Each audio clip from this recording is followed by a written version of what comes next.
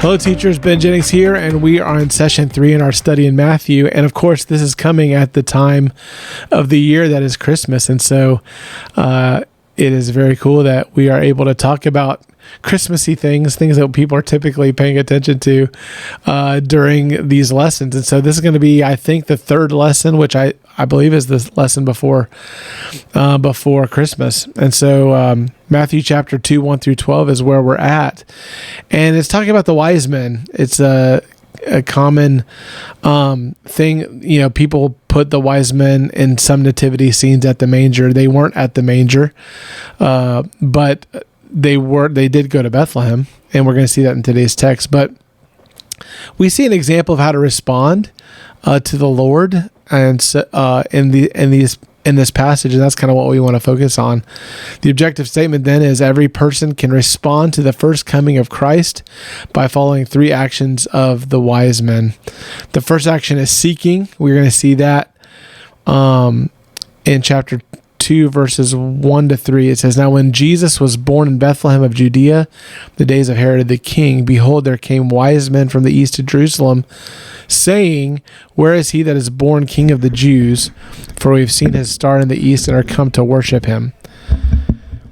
When Herod the king had heard these things, he was troubled, and all Jerusalem with him." So you see them here seeking. They are doing that because it says they've literally seen the star in the east. There are some people that make a biblical connection between these magi, these wise men from the east, and Daniel. If you want to go down a rabbit hole, that's an interesting thing. But certainly here in a minute, you're going to see the role of prophecy in all of this, and in the next action. But they came seeking. They are calling this Messiah King of the Jews, which is right. And Matthew, actually, the book of Matthew is written with a Jewish audience in mind. There's no doubt about that. You see that in the beginning. It has his begats.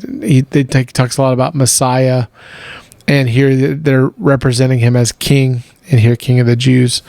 And so these guys are coming. They're seeking to see the Messiah, and they literally say, "We're come to worship him. We're coming to honor him that way, to worship him." So. And we see an interesting response. When Herod the king had heard these things, he was troubled, and all Jerusalem with him. So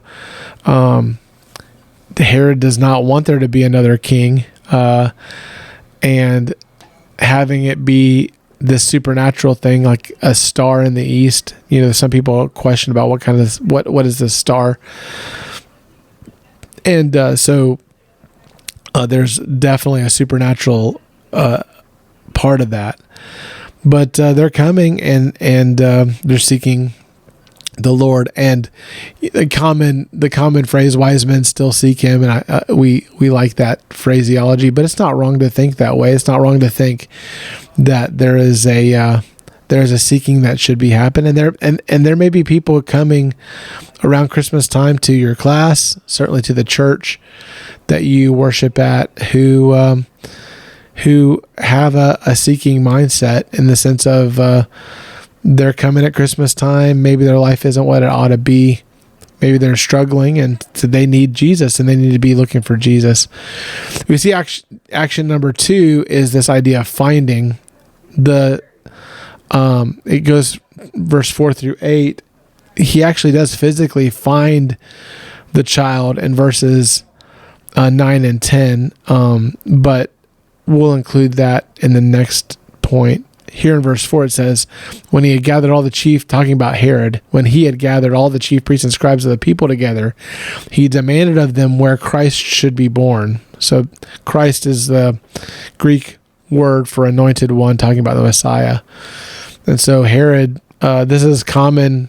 This must have been such a common thing in terms of people talking about a Messiah that would be coming, that Herod even had some idea about that and knew that the scriptures spoke to it. And so he gets all the Bible people together and asks them that question. Verse 5, "And they said unto him, In Bethlehem of Judea, for thus it is written by the prophet, And thou, Bethlehem, in the land of Judah, art not the least among the princes of Judah, for out of thee shall come a governor that shall rule my people. Verse 7, then Herod, when he had privately called the wise men, inquired of them diligently what time the star appeared, and he sent them to Bethlehem and said, go and search diligently, there's the seeking thing from the last point, for the young child, and when you have found him, there's the finding, bring me word again that I may come and worship him also. We know later that he does not want to worship. We know that wasn't his heart, in that he wanted to find the child to destroy him. But the good thing is that I believe, and this is a principle in that, I just kicked the camera, that when we seek for the Lord, he is not trying to hide from us. He wants to be found. And that's what you see in this text.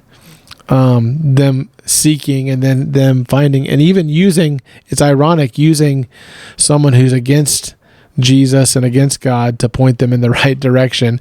God can use anything, really. That's where we get to action number 3, worshiping, and that's what we see them doing in this next section. When they heard the king, they departed, and lo, the star which they saw in the east went before them till it came and stood over where the young child was. When they saw the star, they rejoiced with exceeding great joy. And when they were come into the house, they saw the young child with Mary his mother, and fell down and worshipped him. And when they had opened their treasures, they presented unto him gifts, gold and frankincense and myrrh. And being warned of God in a dream that they should not return to Herod, they departed into their own country another way. Here you see a proper response once they find Jesus, once they acknowledge God's working to bring all of these circumstances about. They properly worship this child. They see him as the Son of God. I'm sure this would have been a remarkable thing for Mary and Joseph. They did not know that this was going to happen, but it was confirming what God was doing. They had already experienced the supernatural in the conception of Jesus and his incarnation here, being born of the Holy Spirit, and now being recognized even by people from afar. People in that day didn't really travel great distances in the same way, like not as commonly as we do today. And so this would have been a pretty remarkable thing to have these guys show up, to have them talking about Old Testament prophecy, talking about supernatural star shining, directing their way, giving, and then to see your baby worshipped by these obviously wealthy and wise men from the East would have been a pretty remarkable thing. As application, of course, we want to point people to worshiping Jesus. It's the right thing for us to do. And this Christmas season, if we do anything, it ought not be about us receiving gifts in terms of from other people. There is a gift giving that's happening here for the child, and in a sense, worship is the logical response to the gift that God gave to us. He gave us Jesus, and we love Jesus because he first loved us. God initiated.